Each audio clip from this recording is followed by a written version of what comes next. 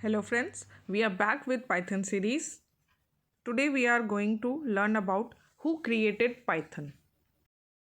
Python is a widely used, interpreted, object-oriented and high-level programming language with dynamic semantics used for general-purpose programming. Python was created by Guido van Rossum and first released on February 20th, 1991. Guido van Rossum is a Dutch programmer best known as the creator of Python programming language.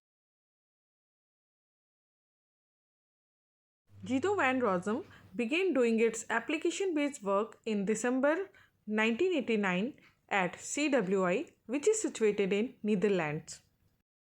CWI is the National Research Institute for Mathematics and Computer Science in the Netherlands. Guys, did you ever wondered why is Python called Python?